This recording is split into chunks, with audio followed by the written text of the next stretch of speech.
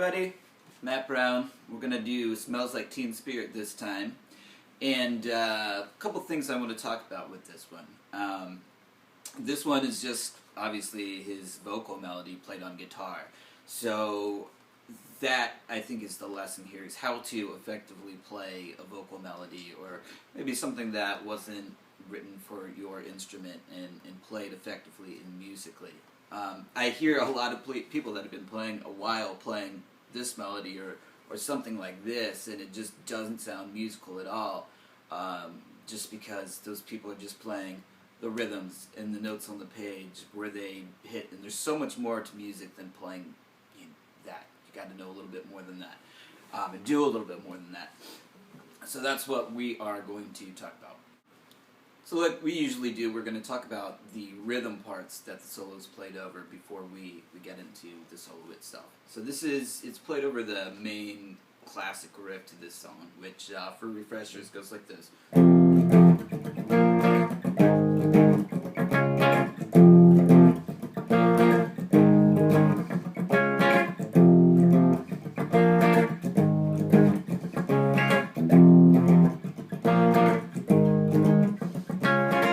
So with this riff, I'm actually going to explain a few little things. Like the first chord is just a F5 power chord. If you see live images of him playing guitar, you'll notice he likes to play his power chords like this, so with just a bar. And sometimes, because he's barring those strings, he's accidentally attacking a little bit and kind of getting, like, I guess, like what would be notated as a ghost note on this third string. So then the next chord, he's intentionally playing, or at least what sounded like to me, the full 4-note major chord voicing here.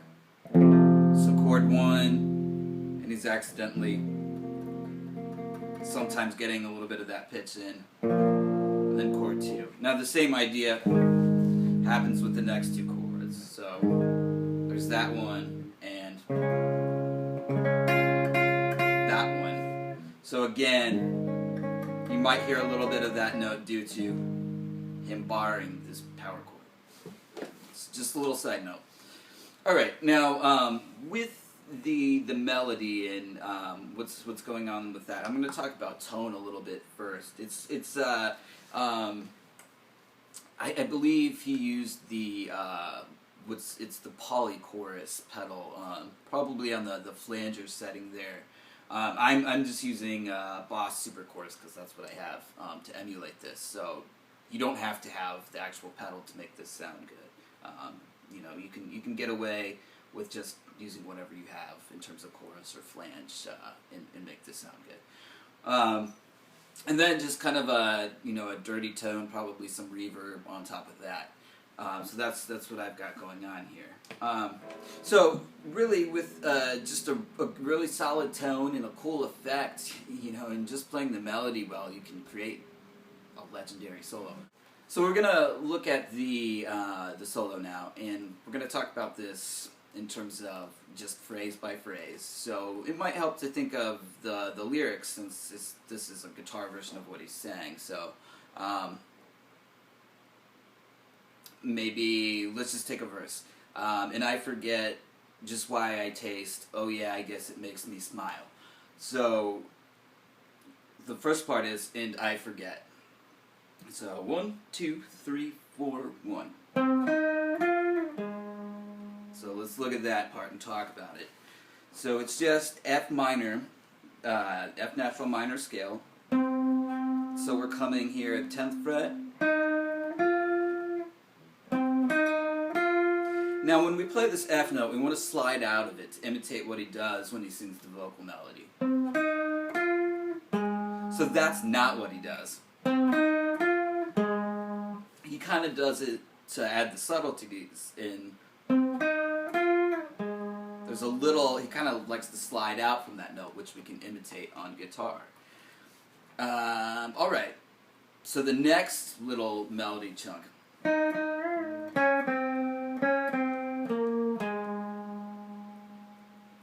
Okay, let's look at that.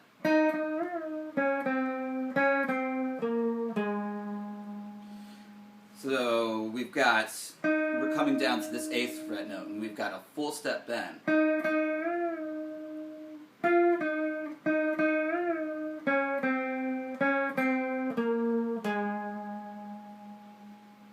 And then let's move on. So then we've got a bend on this note, which is a B flat, whole step, bend and release. Then we're going to slide down. So that's the whole first chunk that gets repeated.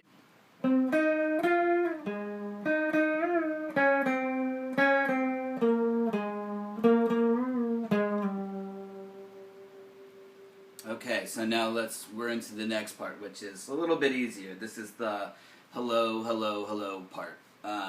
So what we have is 1, 2, 3, 4, 1.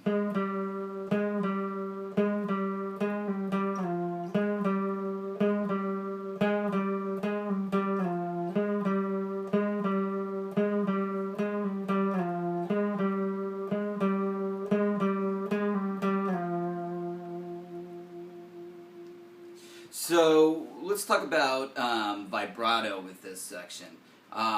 It's really easy to get carried away with it and overdo it. So there's two parts where you want to do it, really. The end of where he's would do it, if you were singing it, where you would do it. So the hello, hello, hello, hello.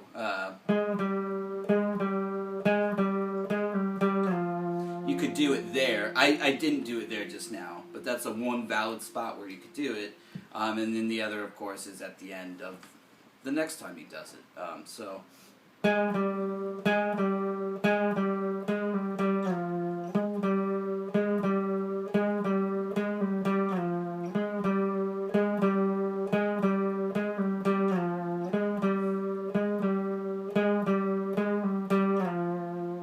And maybe give the last one a little bit more of a shake to give that drama. And that'll also, when you're playing with the dirty tone, help to get the harmonic content and feedback of your amp to sing out more if you give it more of a shake.